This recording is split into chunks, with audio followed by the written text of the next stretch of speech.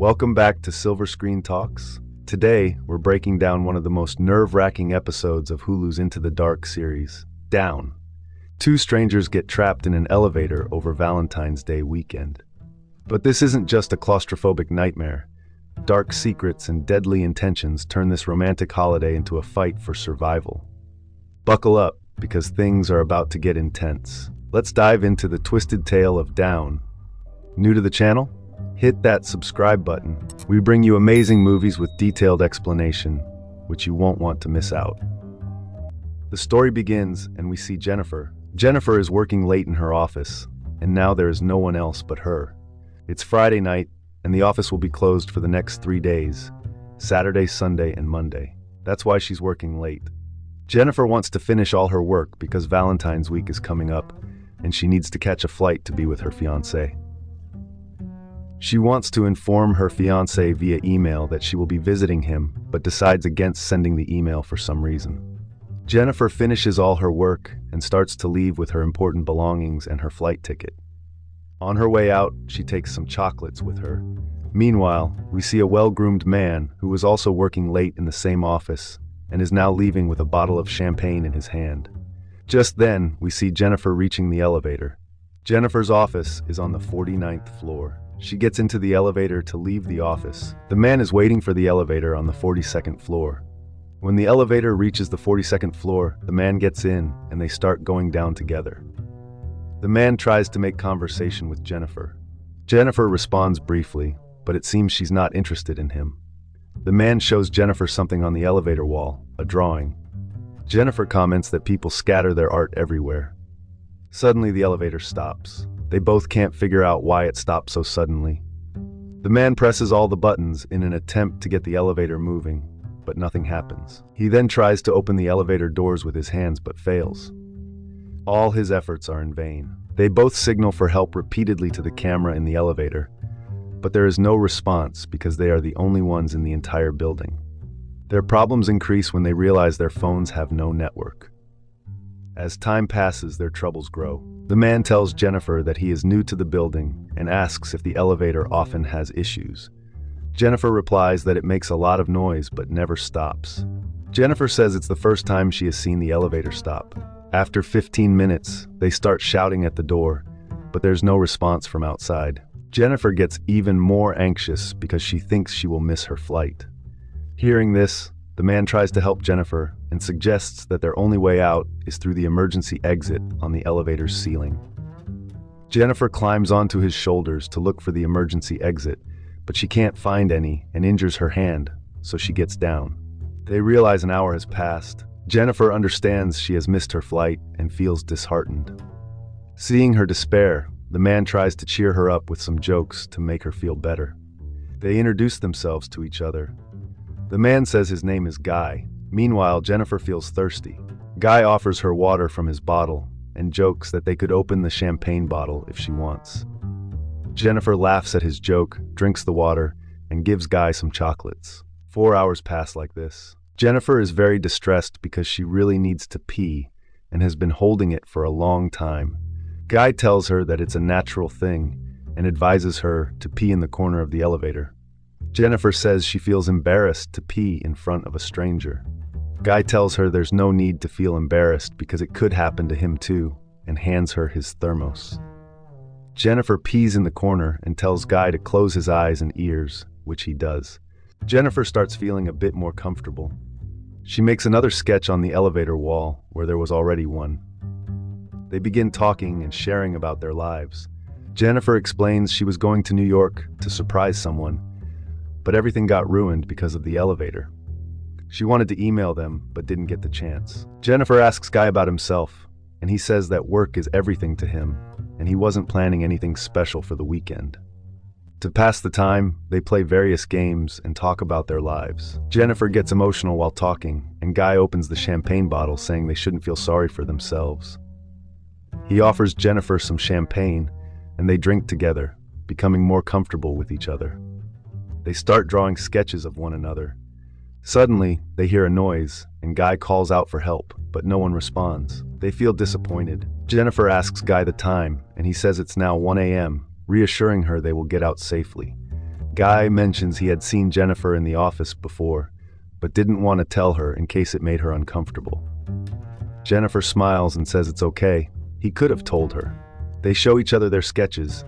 Jennifer's drawing of Guy is funny, while Guy's drawing of Jennifer is quite good. They laugh at their sketches, and Jennifer takes a picture of Guy's sketch with her phone, saying she'll use it as her profile picture if they survive. They talk about their interests like cars, football, robots, and food. Then Jennifer suggests they talk about their sex lives and starts recording on her phone, asking Guy to share his weirdest sex experience. Guy feels embarrassed and says nothing. Jennifer gives him her phone and starts sharing her experience, telling him about having sex in a library during college. She then asks Guy to share his weirdest sex experience, but he feels shy and says he doesn't have any. Jennifer encourages him to make up a fantasy. Guy creates a story about a beautiful girl he works with, admired by everyone. At an office party, they drink together, go for a long drive, and start kissing in the car. Guy feels embarrassed and stops, saying the fantasy is weird. Jennifer teases him for blushing and urges him to finish the story, but he's too shy. Jennifer asks if he's aroused, and Guy apologizes, saying he shouldn't have done that. Jennifer is impressed by his honesty and tells him not to apologize because talking about sex was her idea. Guy tells Jennifer he'd like to kiss her if she doesn't mind. They kiss and gradually become intimate, eventually having sex. Guy tells Jennifer that she is amazing and that he has fallen in love with her.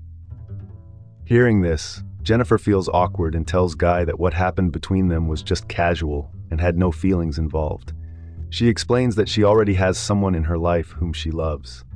However, Guy insists that he loves her and believes the person Jennifer loves doesn't deserve her. Jennifer tries to explain that they have only known each other for a few hours and that getting stuck in the elevator was a coincidence.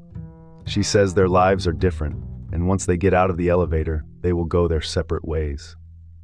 Jennifer adds that Guy is a good person, and what happened in the elevator was a nice experience that they both enjoyed. Guy feels disappointed and tells Jennifer that he wanted to take her out on a date after they got out of the elevator.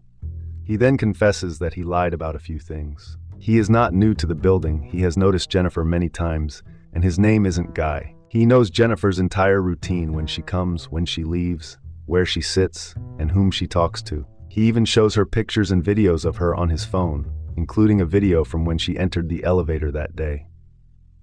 He reveals that he works as a security guard in the building and sees Jennifer every day, but as a security guard, no one notices him.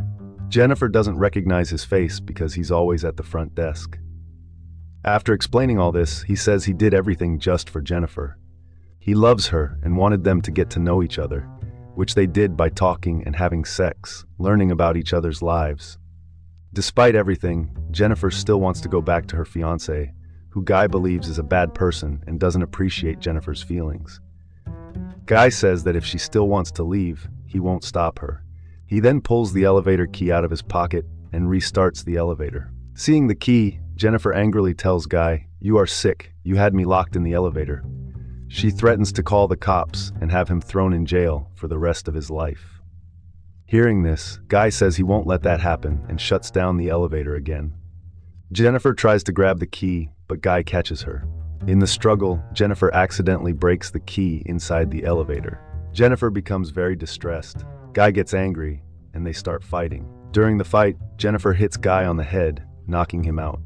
She gets scared, thinking she has killed him. When she goes to check on him, Guy suddenly slams her head down, knocking her out as well. When Jennifer wakes up, she sees that Guy has regained consciousness. She asks him why he did this. Guy responds that this is the perfect situation where they are alone and won't be disturbed. It's the perfect spot to get to know each other. Jennifer tells him this won't last long and that someone will eventually come to open the elevator. Guy says that won't happen because everyone is away for the weekend and no one will be back until Tuesday. Jennifer asks what he plans to do now. Guy says that because of her, he's stuck too and is thinking about killing her and going to jail.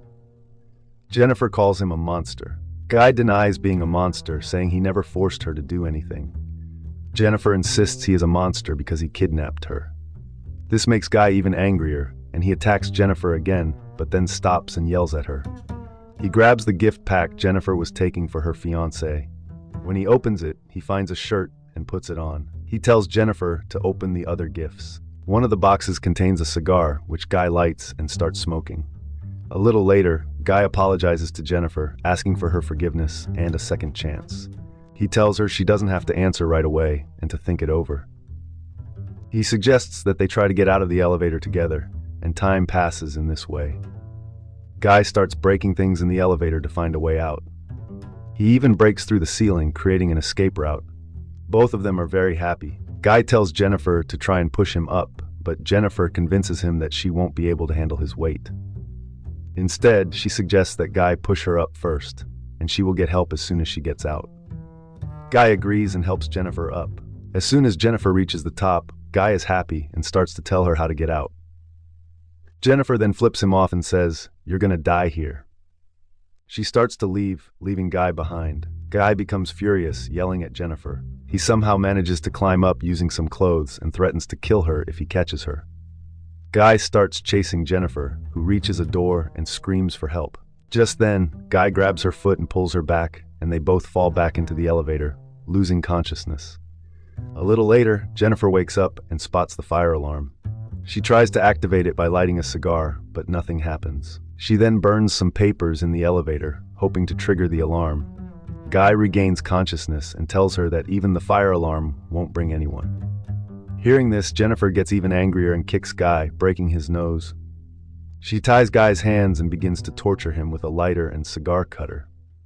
Guy begs her not to do this. Jennifer opens the camera on her phone and tells Guy to confess everything.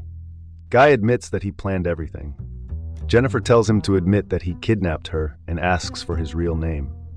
He reveals his real name is John and admits to the kidnapping. Jennifer records all his confessions. Guy explains that he wasn't always a security guard. He used to work as an accountant for a big company and was very good at his job. The sex fantasy story he told was actually a true story. He and his girlfriend were kissing in the car when they got into an accident, and she died, leading to his 6-month imprisonment. When he got out, no one would hire him, so he took the security guard job. As time passed, he missed his old life and wanted to go on dates again. Jennifer asks why he chose her, and Guy says he liked her. Time passes and Monday arrives. Another security guard named Eddie sneaks his girlfriend into the building. Eddie starts looking for Guy, but doesn't find him, so he checks the building's security camera footage and discovers they are trapped in the elevator. He contacts them via the mic and tells them not to worry and that he's coming to get them out. Jennifer urges Eddie to hurry because they need help. Eddie rushes to the elevator and tries to pry open the doors with a rod, but the gap isn't big enough for Jennifer to get out. Eddie tells her to wait and goes to get more tools. Meanwhile, Guy frees his hands and grabs Jennifer. When Eddie returns, Guy makes up an excuse to lure Eddie inside. As soon as Eddie is halfway inside, Guy turns on the elevator, killing Eddie. Guy then knocks Jennifer out, carries her outside, and puts her in the trunk of his car. He wraps Eddie in a plastic bag and throws him down the elevator shaft, along with all the evidence of the crime. Guy then cleans up his wounds and bloodstains in the restroom, changes into Eddie's security guard uniform, and takes Jennifer's cigar with him. He then goes to the front desk and deletes all the camera footage. Just then, Eddie's girlfriend arrives and asks about Eddie. Guy tells her that Eddie has left. As she starts to leave, Guy attacks and kills her too, disposing of her body down the elevator shaft. After that, he takes the car with Jennifer in the trunk and drives off to get rid of her. He stops at a suitable location and pours gasoline on some trash. Opening the trunk, he sees Jennifer still unconscious. Guy tells her that he still likes her, but given the circumstances, he has to kill her now. As he starts to throw Jennifer's belongings into the trash, Jennifer, who is pretending to be unconscious, attacks him from behind. Guy falls hard and is knocked down. Jennifer gets into the car and starts to drive away. In the car, she notices the cigar she had bought for her fiancé. Angered, she reverses the car and hits Guy hard, knocking him into the trash bin. Jennifer lights the cigar and throws it into the trash bin, igniting the gasoline that Guy had poured earlier, causing a fire. So this was the end of the movie. Hope you enjoyed it, and if you did, then hit the thumbs up. Please consider subscribing to the channel. Stay tuned for more detailed explanation of movies. Thanks for watching.